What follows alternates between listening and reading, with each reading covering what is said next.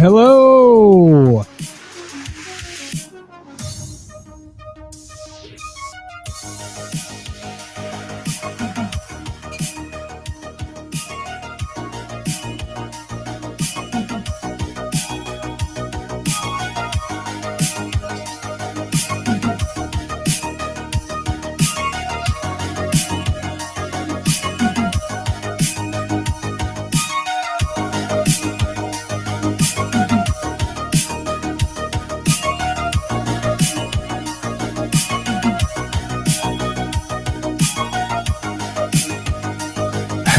I'm so excited about tonight's show.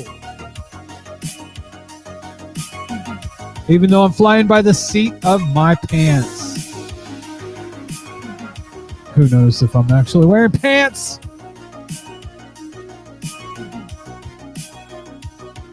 Anyways, yeah.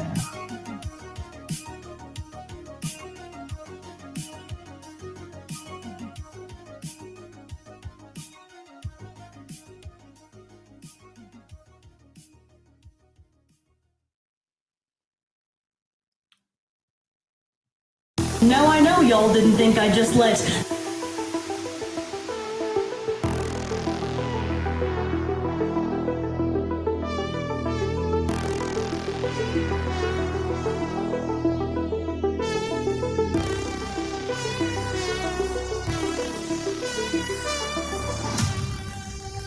At this beautiful child.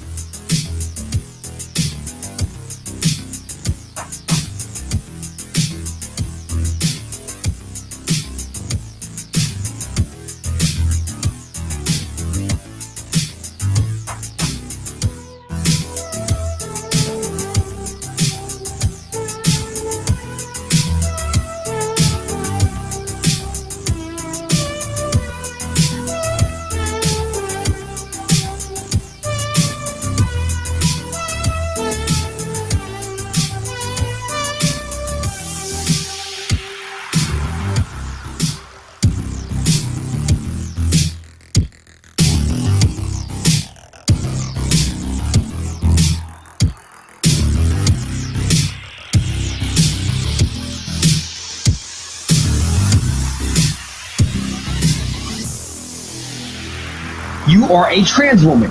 At one. Yes, I am. Not wanting to date a trans.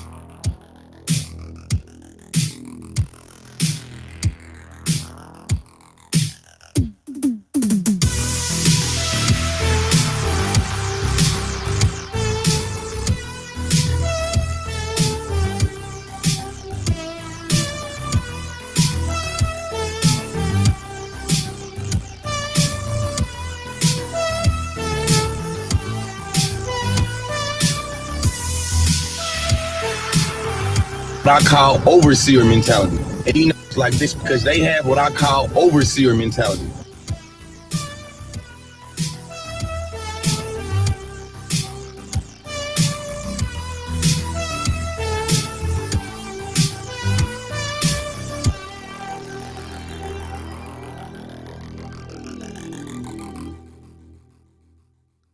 Well, one more song and then we'll get this show started.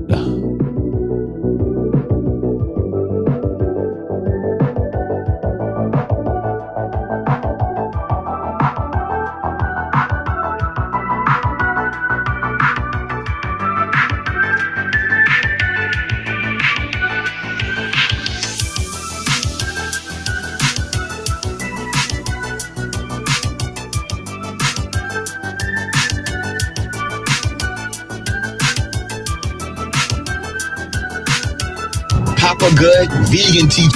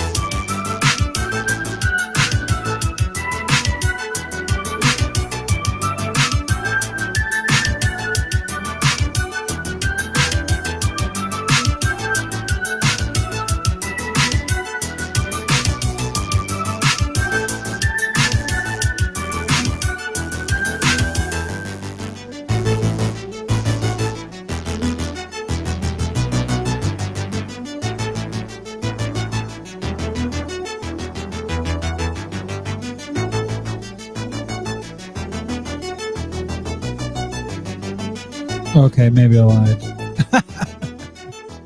I just got to get these videos loaded and then we will get started. I promise, I promise, I promise.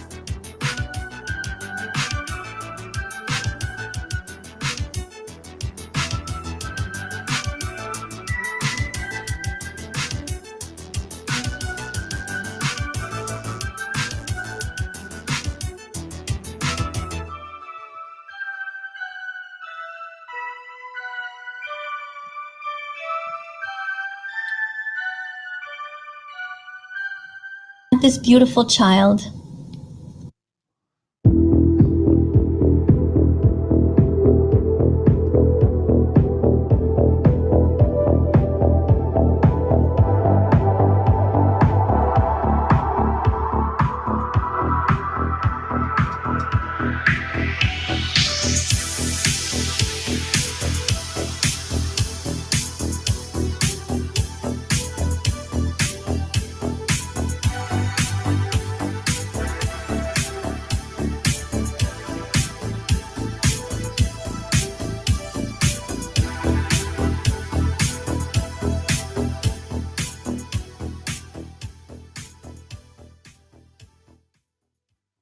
Welcome to the Tea Party with Marty Abernathy, a show by an ultra-feminine, meek, shy, totally unopinionated trans woman that seeks to listen to both sides and does not make fun of TERFs. You've listened to the show, right?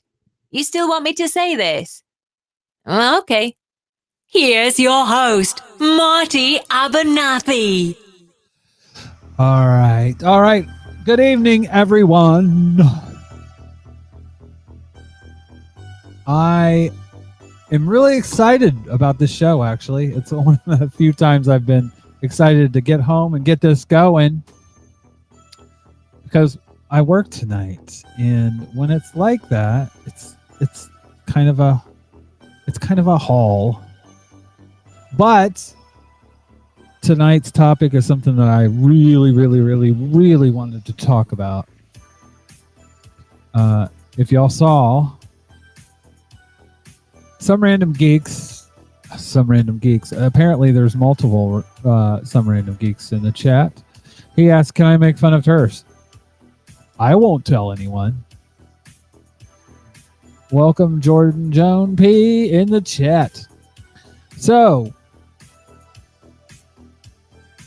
music down a little bit. So, thank you to Harris Heller, by the way, for the free music. You won't get a copyright strike. You will on Facebook. They don't give you a strike, but on Facebook, you'll get a thing that's saying they're muting you because you don't have copyrighted music. This isn't copyrighted music. This is royalty free. However you want to say it. You can use it however you want. You don't have to ask for permission. You don't have to pay anything. It's called Stream Beats, and it's freaking awesome. By the way, let's do this. We're streaming live on YouTube, Periscope, Twitch, Mixer, and Facebook. You can follow us on Facebook by searching for Tea Party Podcast. That's the letter T followed by Party Podcast, all one word. and on Twitter and Instagram at Marty Abernathy. You can financially support the show by making a one-time donation by going to trans.fm or by becoming a monthly patron at patreon.com/Marty Abernathy. That's MartyAbernathy.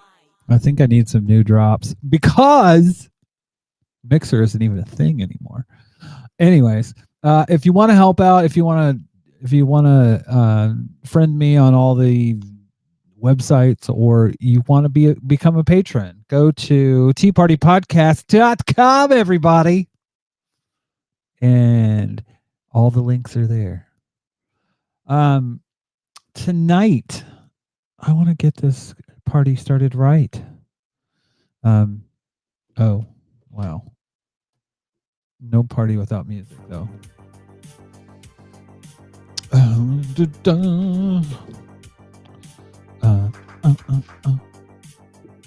So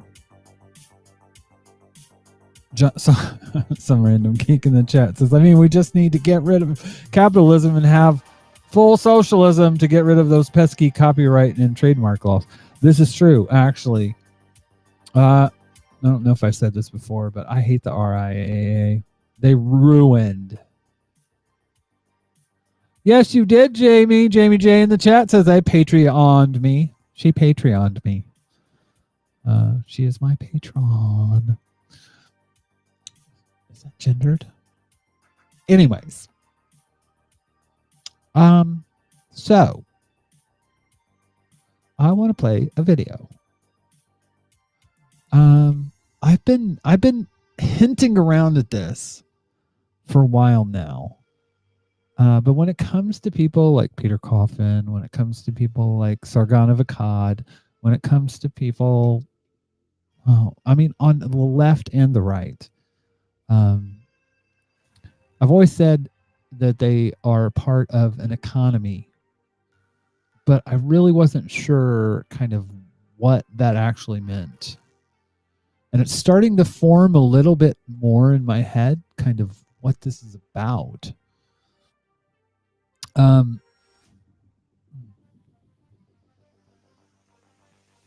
me see if I can get my VLC up here.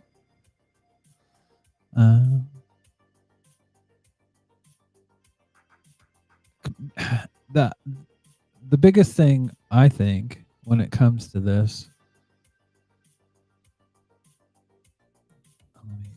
let me get you over here. Oh, you don't want to see how all the magic works. So I want to start out with this video because this video has a lot to do with what I'm going to be talking about. Papa Good, vegan teacher. I gotta watch out for white content creators like this because they have what I call overseer mentality. And, you know, overseers was like the white middle class of the plantation times, you feel me? Like, they wasn't quite the slave master, but they seen all the monetization of the black struggle and felt like, damn, I'm gonna get my penny hustle on too and see how I can get my foot in where I fit in. Overseer Good and overseer vegan love to appeal to the white masses by having this old manufactured sensationalized controversy that piss off black people. They get them what? Views, monetizing the black struggle just like Overseer and them did in plantation times. At this point, Overseer Good got so much resentment for me, he done did a completely 360 when it comes to his content. Goddamn, every other video about race now. And ironically, they all to piss off black people. Overseer Vegan tried to create an acronym with the N-word with the hard R, gaslighting, trying to get what? Views, man. Look out for these people with this overseer mentality trying to, you know, pimp and shame black folks to get some money. Watch out. This beautiful Okay. And here's the video that he's talking about. child, beautiful eyes, beautiful smile, beautiful curly hair, beautiful skin. Look how adorable she is. What do you think about the idea of banning cruelty, but not words? Can you think of some words right now that are banned? What are they? What are some of the words that you're never allowed to write? And how did we get this way in society? Is banning words a good idea? When does it end?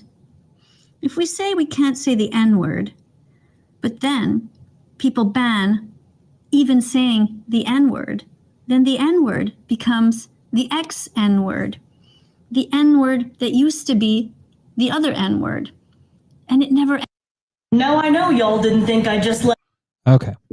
So basically what she did, and I'm not going to play it, but she had the N word spelled out down the page, and she was saying, this doll is nice. This doll is immaculate.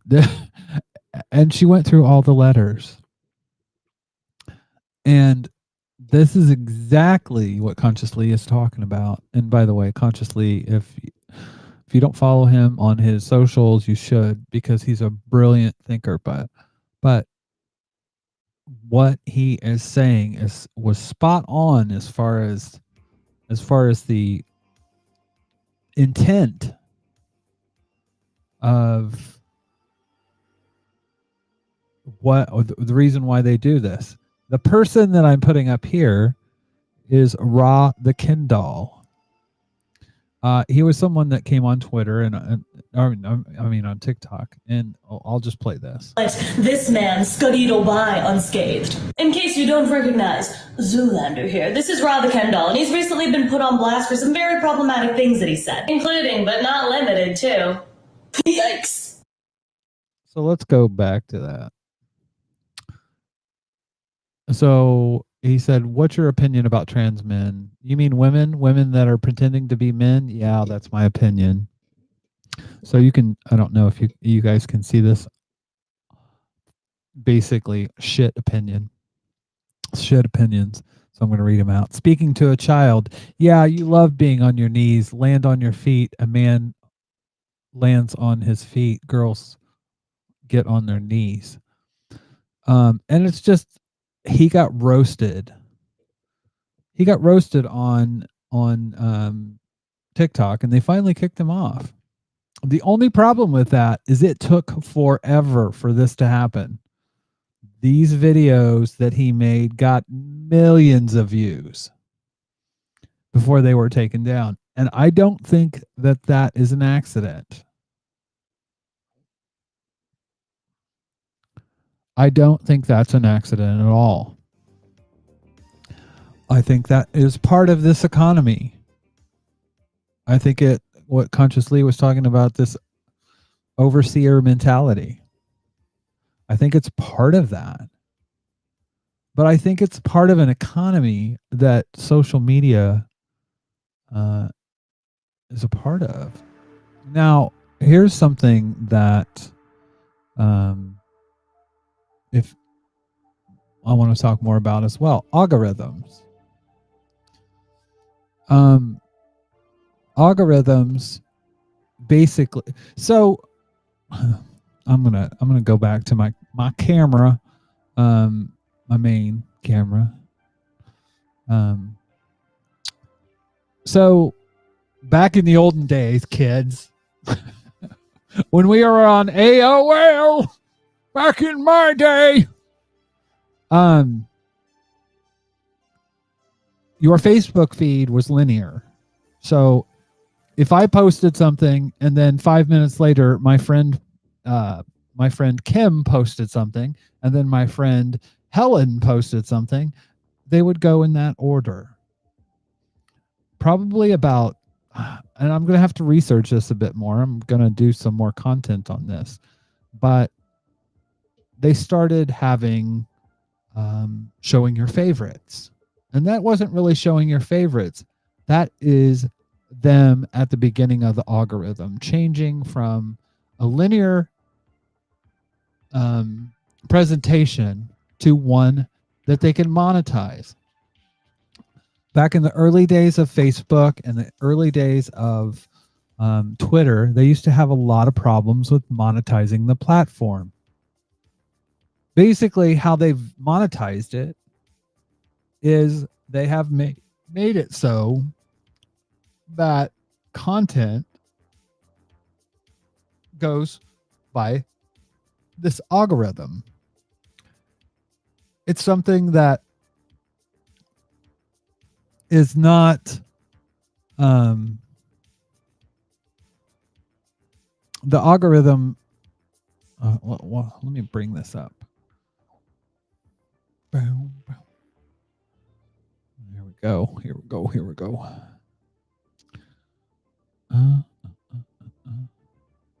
That's a bad dog. We're not going to be in Firefox today. We're going to be in Microsoft Edge. All right. So here we are. So the impact of our algorithms is starting to scale up on a dizzying degree, and literally billions of people are feeling the ripple effects. This year, the social credit system and ominous Black Mirror-like behavioral scores started running by the Chinese government. It's set to officially launch. And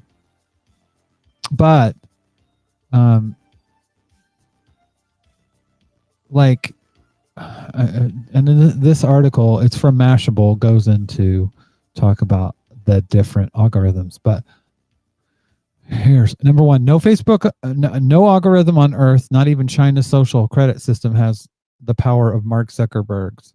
Every day, nearly 2 billion people visit Facebook. Nearly all of them allow the algorithm to present posts in the order that the company has determined most likely to keep them engaged. That means you will see more posts from friends you've engaged with in the past, regardless of how close you actually are to them. And it means that content that causes big back and forth fights is pushed to the top, and Zuckerberg knows it. And that's the thing.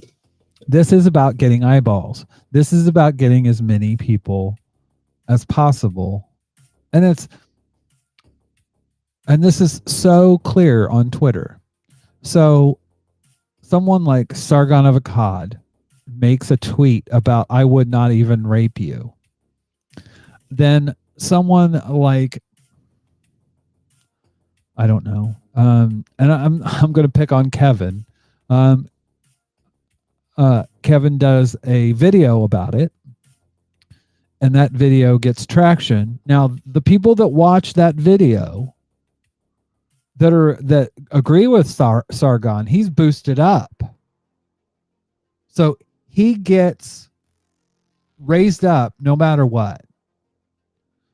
You can sit there all you want and point and say, oh, he looks so stupid. But if there are people that agree with him, being lifted up like that, it doesn't matter if the content is negative or positive. It's that old adage about all press is good press. And it's especially like that now. The algorithm raises certain people up, people like Sargon, people that are going to cause controversy. So it literally lifts these people up. It creates these people. It's not like this. It's not like this force that has no direction. It is going to push. Say you argue with somebody on Facebook, it's going to push that to that, or Twitter, it's going to push that to more people. More people will see it. More people will argue about it. So it is effectively creating these content creators. It's lifting them up. The people that are having nuanced conversations, that are having substantive conversations, are left to the side. The people that are lifted up are the ones that inflame, the ones that anger. And it literally is about this algorithm. In every platform, if you look at Twitter. If TikTok is really bad for this. TikTok will let things like this is going around TikTok right now. It's about Super Straight. Who is Super Straight? You wouldn't know anything about this if not for people. It's outrage clicks is what it is. But this is literally the internet now. It is based on an algorithm.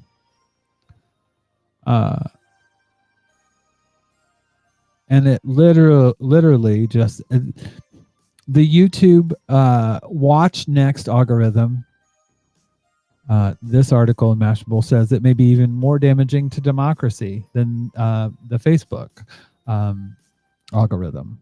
Some 70% of YouTube videos we consume were recommended by the service's algorithm, which is optimized to make you watch more YouTube videos and ads no matter what. That means YouTube prioritizes controversial content. So if it's controversial content, literally they are promoting it.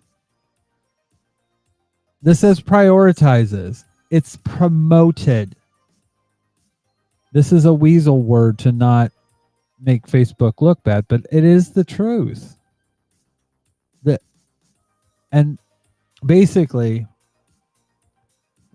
TikTok, like I said, TikTok is bad for this. They will let the content be on,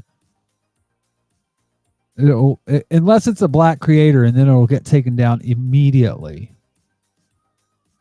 But they will let a lot of controversial content stay up for days. Just for the clicks, just for the engagement. And those creators will be raised up and given space. This is a cancer.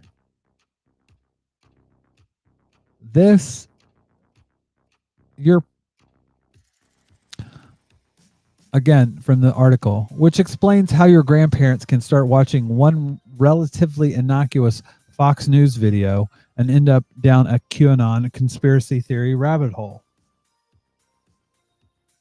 A former Google programmer found the YouTube algorithm may have been biased enough to swing the outcome of the 2016 election, which was decided by 77,000 votes in 3 states.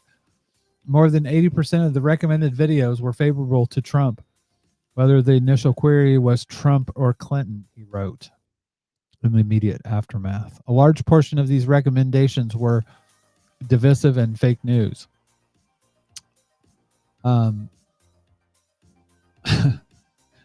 They found that 90% of the videos recommended from the search query, "Is the Earth flat?" said yes, indeed, it is. And that is the problem. I mean, literally, it's the internet has become a filter for outrageous or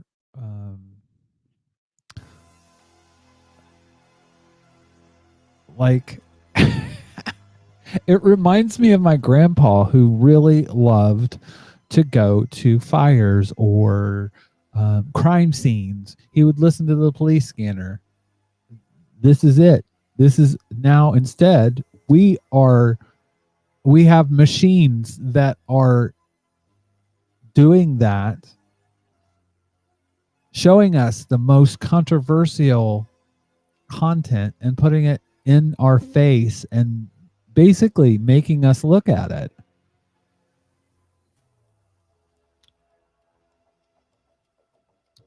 Instagram, the parent company of Facebook, allows you to view your feed in reverse chronological order. Instagram banished that option back in 2016, leading to a variety of conspiracy theories about shadow banning. Now, shadow banning happens a lot on TikTok. Basically, shadow banning some random geek said, I'm going to listen for train wrecks in progress and drive over there to see it happen. Exactly. And that is Facebook. That is TikTok. This goes on and says, they talk about shadow banning. So basically on TikTok, you'll have people that have 1,000 followers. They'll put up a video and it may get 1,000 views in the first hour. When they have 1 million people that are 1 million followers or 2 million followers, the algorithm pushes what people watch, not content. That's why I need to start putting out the stuff for my shows days in advance, because I'll get people that interact with it days after the show. This is number 4. Just like the social media rivals, Twitter is obsessed with figuring out how it can present information in anything other than the most recent order. And that's what it boils down to. When you're fiddling with the content so you can hide it and you can make certain things come to the front and certain things go to the back, you can create a narrative. And this isn't a conspiracy. This is literally fucking what's going on. This isn't this isn't a conspiracy. This is actual fact. This is the algorithms are controlling everything that we look at online if we are on a social media site. That is fact. This is how they make their money. And I can tell you as a content creator that, if you want to call this content, that things will get pushed to the front and to the back for money as well. You'll get a little thing saying, especially on Facebook, say, we could show this to 1,000 more people if you'd give us, $20. And on Twitter, we could promote that tweet. Like literally, it's pay to play.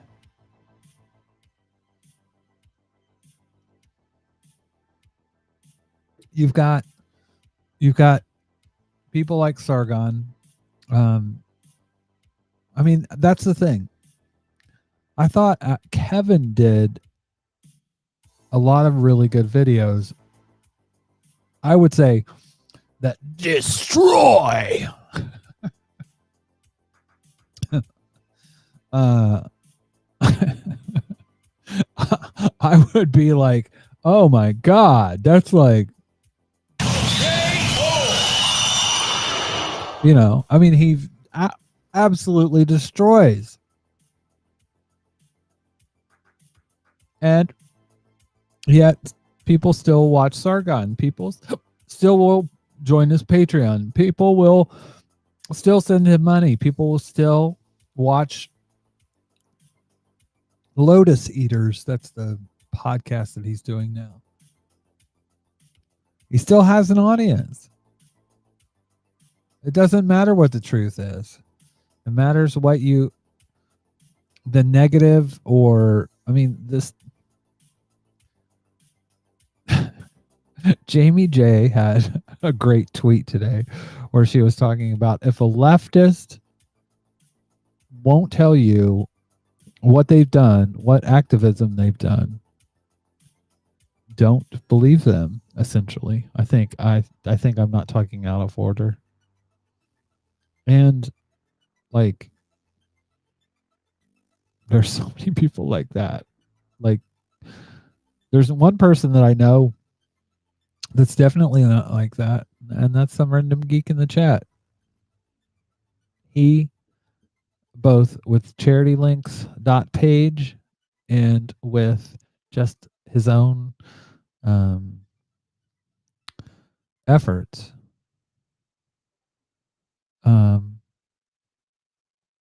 does mutual aid every fucking day.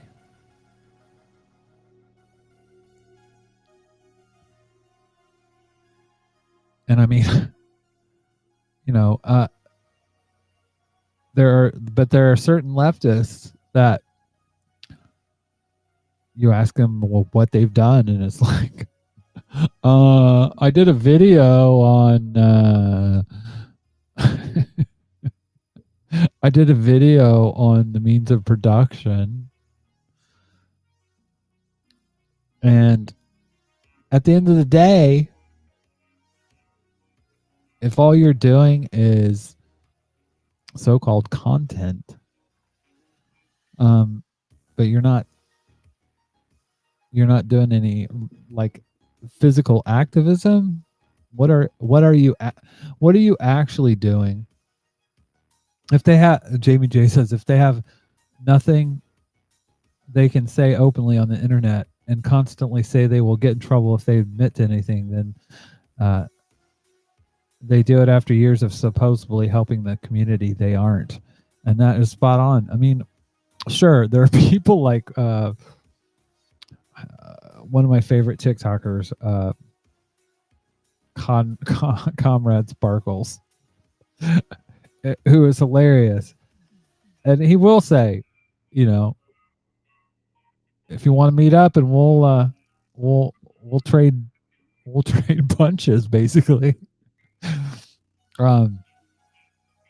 But he does show himself doing mutual aid because it does matter that people see you not. It matters to do the activism, but it's not if you're just making videos to get yourself paid. You're just taking part in an economy. And that is what YouTube and Facebook, all the social media sites, but especially places like YouTube and Twitch and TikTok. TikTok has the creator fund where you get paid. You get paid to make content on TikTok. And literally, if the algorithms are doing what they're supposed to, they're creating negative content that's harming society, harming democracy, harming people, relationships. It's getting people to believe nonsense like QAnon. I mean, literally nonsense. And I don't, when it comes to the algorithms, I mean, it's based on lowest common denominator. They want religious people fighting with queer people. They want black people and white people to be engaged in conflict. You know, I'm not going to sit here and say, "Oh, it's all a class struggle." You know, because it's if we had socialism or communism tomorrow, you would still have racism, you'd still have sexism, and you'd still have misogyny. It might be less, but you're still going to have it. But I keep coming back to the same thing. If there's not something done about this algorithm, people are going to continue to be treated like cattle and filtered into their different belief troughs to be fed this bullshit, while people get richer and richer and richer. Anyways, I'm curious what you guys think. What is this going to how is this going to end? How can this be dismantled? I think from a leftist perspective, I think people need to join websites like Mastodon, support websites. I mean, at the end of the day, how we all got into this was because we wanted something for nothing. Somebody said, we will give you this platform where you can post your, when your cousin had a sandwich and you took a picture of it.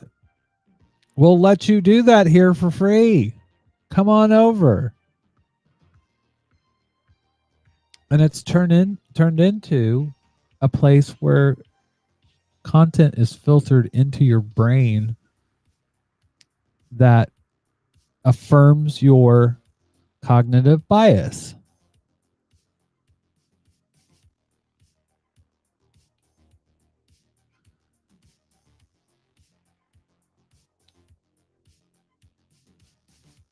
I just, at the end of the day, I feel like this is something that I don't know where it ends. I don't know how, I mean, in this country, some random geek, come to our website. We have photos of sandwiches, and usually it's more like we have photos of me having this fabulous life. Look at me.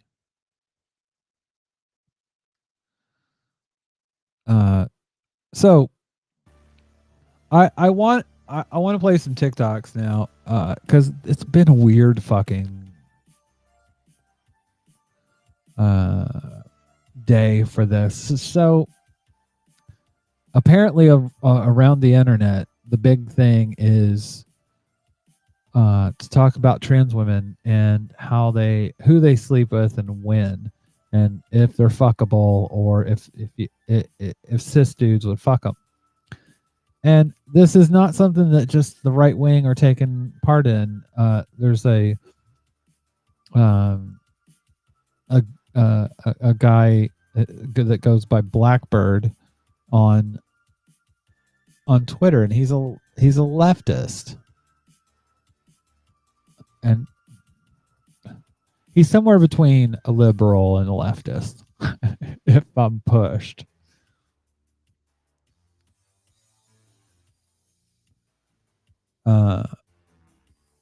But here we go.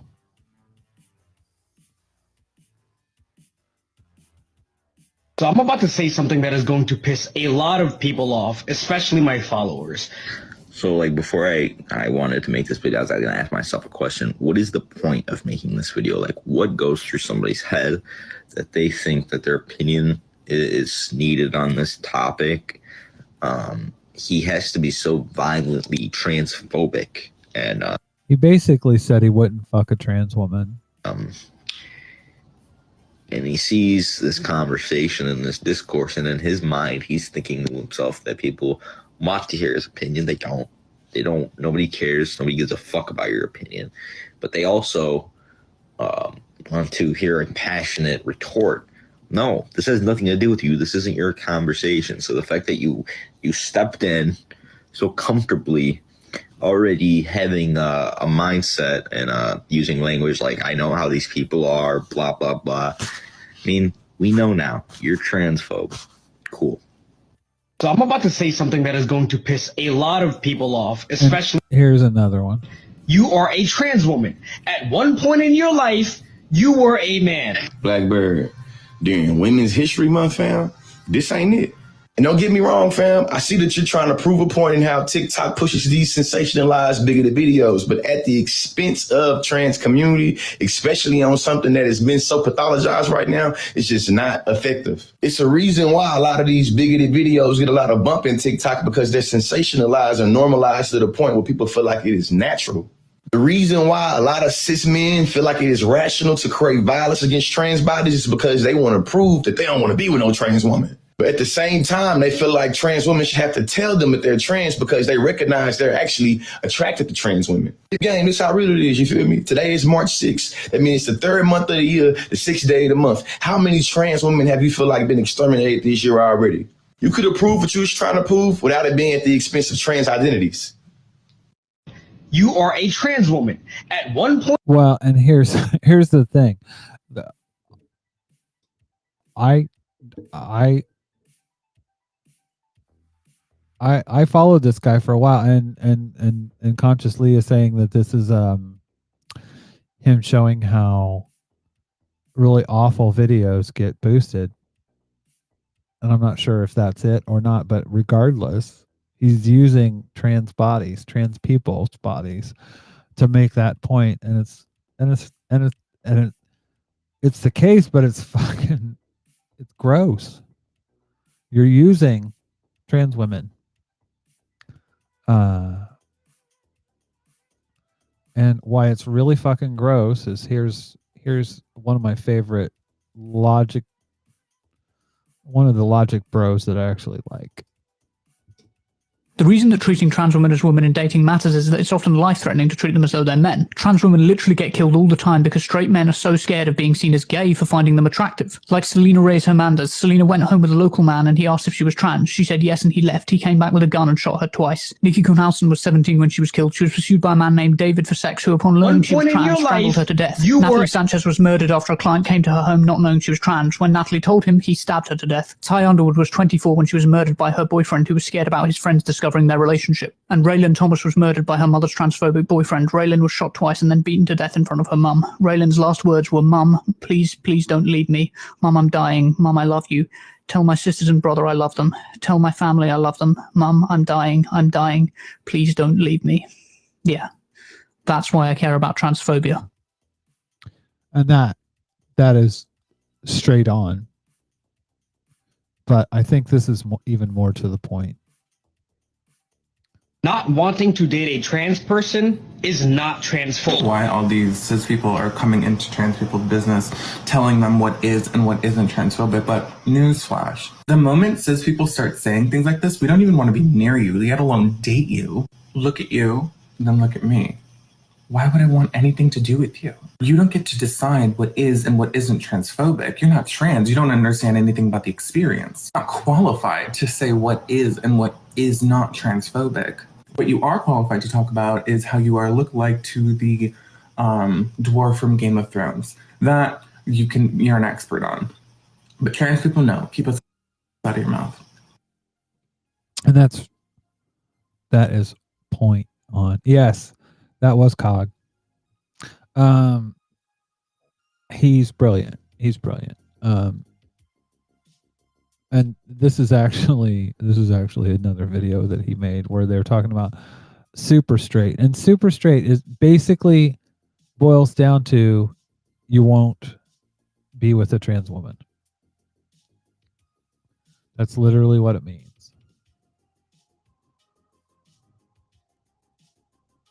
Super straight. Oh my god, of course it is. Of course it is. Super straight. Okay, carry on. Okay, since straight people or straight men as myself, I get called transphobic because I wouldn't date a trans woman. You're like, would you date a trans woman? I'm like, no, why? That's a female.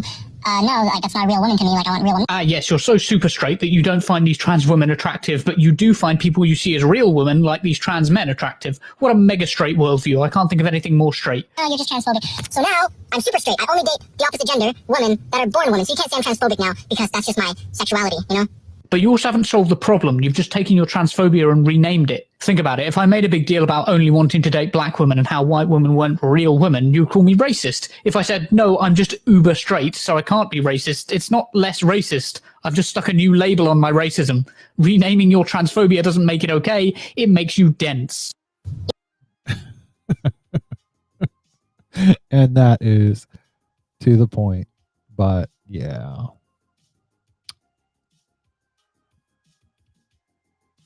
Again, Cog is brilliant, but Jesus Christ.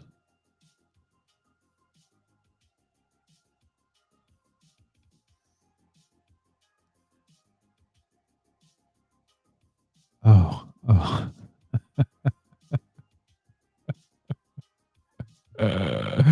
Oh, Lord have mercy. So, just some random TikToks that I wanted to play. Here's another one. This doesn't have anything to do with sleeping with trans women. Hi, I'm a political science and law major, and if you don't know anything about political science, a lot of what we do involves collecting and researching data, and when done correctly, it is unbiased, so don't tell me I don't know what I'm talking about. I'm in a class called the Sociology of the Protest right now, and you can imagine the kind of people that take this class are generally people that are involved in social movements and protests, right? Yeah, so when you come in with your fuck shit bastard statistics, you look really fucking stupid. You just do. It's the wrong crowd. Everyone knows that you can make a statistic say whatever you want if you have a bad sample. So you look dumb when you come into class and you're like, honestly, I just don't support the Black Lives Matter movement because over half the people that come by cops every year are white. Yes, we know that. We know that. 72% of the population is white, so that's not surprising. The part that we're mad about is that only 13% of the population is black, but that other half of people that are getting killed by cops are also black. Take those numbers, put them together. It's super disproportionate. You're almost there. One step further, baby. You're almost there. And when you're in class and you're like, black on black crime, what? Fuck you for black on black crime, but you're like, 81% of black homicide is done by other black people. Yes, this is true in every race. Let's look at the proximity theory. Let's look at white flight. Let's look at demographic maps of population and income. This is not new. This is not revolutionary. You're not saying shit. Hi, I'm a political science and law major, and if you don't... So, yeah. That's... oh, man. Getting on politics a little bit. This is one of my favorite TikTokers right now. A leftist? This guy. And what he's spewing is fact. In the United States, we really don't have a true democracy. There is a huge disconnect in this country between what the people want and what the politicians want and do. The vast majority of this country supports Bernie Sanders' policies like Medicare for All, Green New Deal, free college, paid family sick leave, raising the minimum wage. All of these policies supported by a vast majority of Americans, as you can see. The reason they aren't implemented, you may ask? Corruption. Only about 10% of Democrats support all of these policies. We need our country run from the bottom up rather than top down. A country where corporations can't buy politicians. A country where politicians represent the will of the people. In the United States, we really don't have a true democracy. And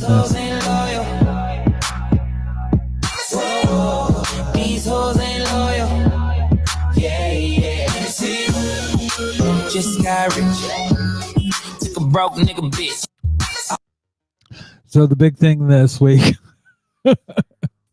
conservatives are worried about some racist Dr. Seuss books and Mr. Potato Head being degendered. That's the important thing on the internet right now.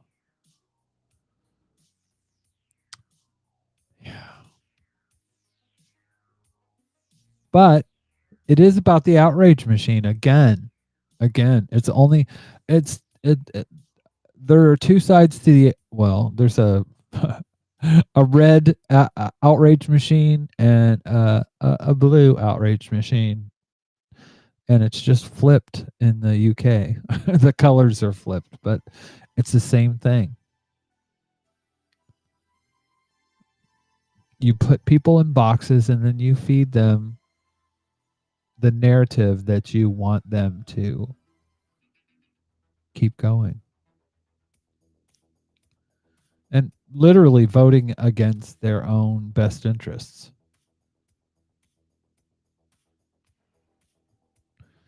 Anyways, yeah. I think that's pretty much it for me tonight. That was quick. But I'm curious to what people think about the algorithms and how we can disengage and how we can build community that is outside of these algorithms, because they are controlling us. We are not controlling them. People are being manipulated.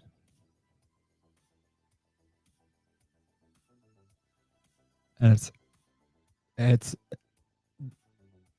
I don't see that this is going to stop. until people stop it. You're not going to have a willing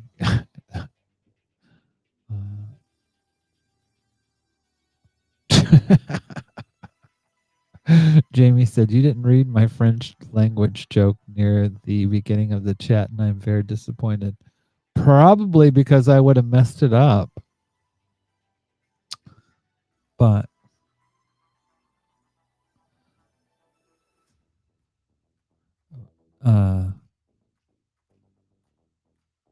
I personally, I probably would have said, for boys, you say they are your Patreon subscriber. For girls, you say they are your daddy."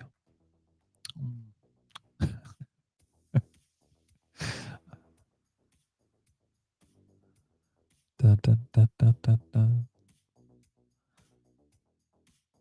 This is just based on what I have intuited from my French part, from what my French partner calls me. My French isn't perfect. That may not be correct. I read it.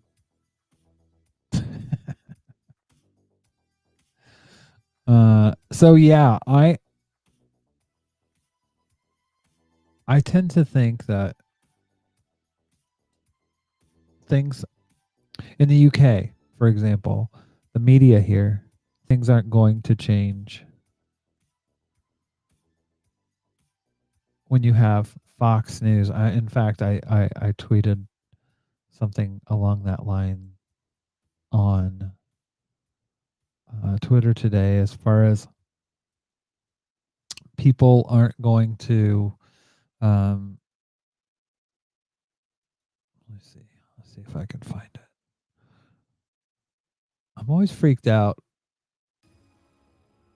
when I auto post something and then I go see it and I'm like, why did this post? And I'm like, oh.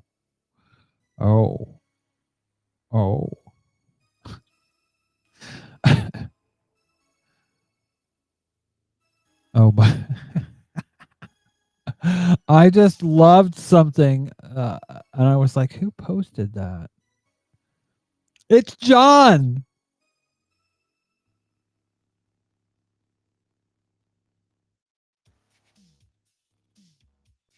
Or social justice alchemy. Point of view. You're a small country that just elected a socialist leader. Congratulations. You are being rescued. Please do not resist. That's America in a nutshell. I don't know where in the fuck I was going with this all, but that's okay. Anyways. Yes, it was Johnny Cakes.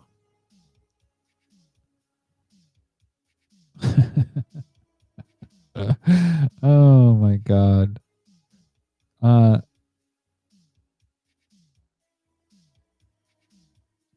By the way, if you need more proof, I mean, I don't, but if you need more proof, TERFs, there's an old saying that scratch a TERF, find a racist. Oh boy. Jude in London posted something about a oh, I know this is exactly what I was talking about. My brain went on a little detour. Janice Turner, who writes a lot of turfy stuff for the Times, posted something about Meghan Markle. And guess what? Scratch a turf, find a racist. Here's the thing. And I found a quote from Jen Richards. She said, There's a saying, scratch a turf, find a racist, borne out again and again by the inevitable discovery that people who argue against the freedom and dignity of one group tend to feel the same about others. And that is spot on.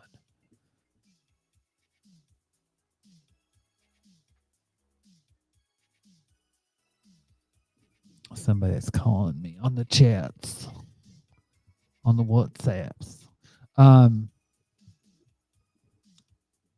But that's the case. And I'm like, holy shit. What I was saying before, in the UK, the only way things are going to change is if the media is overturned. Because in America, you have Fox News. In the UK, you have 5 newspapers that are Fox News. That's literally this is literally what you have in the UK. By the way, I don't I'm going to switch back. So, literally this is what you get in the UK is 5 Fox News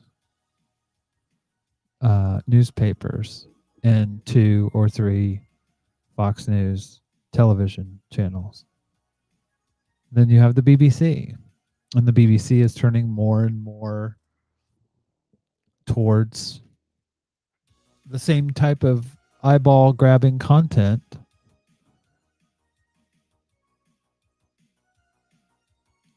And I don't, the media in this country literally took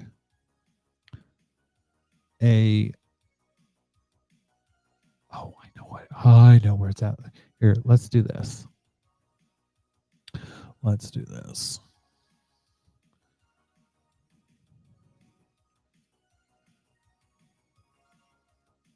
Because I posted on the UK Trans Advocate account.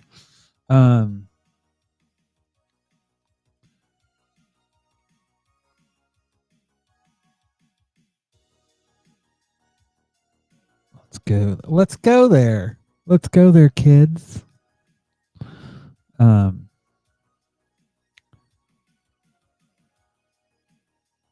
So this is this person's talking about Meghan Markle. He said, I spent the better part of a decade working together with her on Suits. From day one, she was enthusiastic, kind, cooperative, giving, joyful, and supportive member of our television family. She remained that person and colleague as fame, prestige, and power accrued. She's always been a powerful woman with a deep sense of morality and a fierce work ethic, and has never been afraid to speak up, to be heard, and to defend herself and those she holds dear. Like the rest of the world, I have watched her navigate the last few years in astonishment. She fell in love, moved to a new country, became a household name across the entire globe, and began the difficult work of trying to find her place in a family dynamic that can best be described as complicated and at worst seemingly archaic and toxic. Second me to read the endless, racist, slanderous, clickbaiting vitriol spewed in her direction from all manner of media across the UK and the world, but I also knew that Meghan was stronger than people realized or understood, and they would regret underestimating her. And Mary said, note that British journalists are using hateful rhetoric like the race card and race baiter. These vile terms are used to propagate the racist belief that ethnic minorities fictionalize their distress for material advancement. They have no place in mainstream journalism. And this is what I said. I said, it murdered a princess, made one of the most ethical men in politics into an anti-Semite, and makes one of the most marginalized communities into a powerful lobby. This is British journalism. And I showed that this is just a taste. Daily Mail, the Herald Scotland, or Sky News. I mean, the BBC News. Literally, when they have the power to literally do this to some of the most powerful people, to queens, to Jamie J says Rupert Murdoch owns your whole newspaper market somehow. Well, kind of. I mean, there are effectively 5 people that run the Barkley brothers, Rupert Murdoch. There's a few extra. There's a few other people, but literally, they murdered Princess Diana, and this is what the press does here in this country, and I'm not sure how that's gonna be stopped. But it's the same issue. Basically, the world has become this economy that is based on trolling, essentially. Trolling, and this is something that I noticed on a platform called Clapper. There are a lot of conservatives on it, and I got like right off the bat, I got like 5,000 followers. And at first I thought, well, maybe this is just a trick to get you to stay and make content. But then I realized that people want liberal content. They want progressive content that they can point to and go, ha, ha, ha, this person's dumbass, and then make content against it. They want to be angry. They want to be pissed off. It's a form of yellow journalism, but it's bigger than that, because it's basically driving people into these separate camps and then feeding them shit content that just reinforces the negative, ugly things that they believe. And I'm not sure how that's going to I'm not sure how that's going to change. Anyways, I have to work in the morning. I love you guys. And I will be listening tomorrow to Social Justice Alchemy. Be there, be square. 7 p.m. GMT. Although I will be a little late because I get off work at 8 o'clock GMT. But be there, be square. Listen to my friends over at Social Justice Alchemy.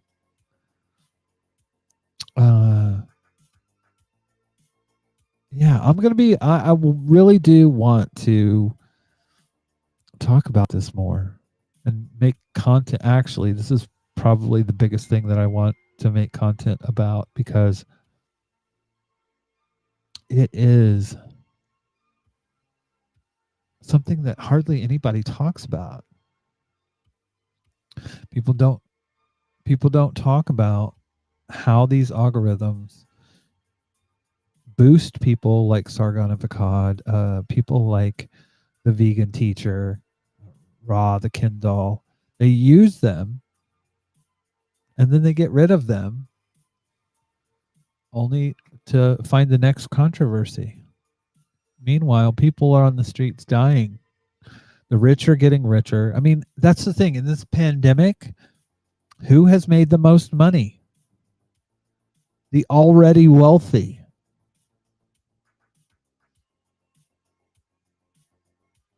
And I'm not sure, how is that going to change if we're all concerned about Mr. fucking Potato Head? Or who will fuck a trans woman? Jesus Christ. I'm just like, anyways. I will see you guys next Wednesday, maybe Monday. Maybe I might game. I don't know. I've not been doing that as of late, but I'm committed to y'all. I'll be here for you on Wednesday and Saturday at 9 p.m. GMT. Anyways.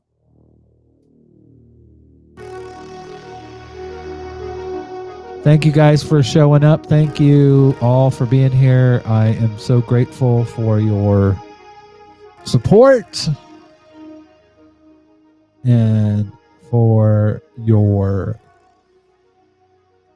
what would it be? Because you don't want to say brotherhood or sisterhood, because we don't want to use those gendered terms. Comradeship. Anyways.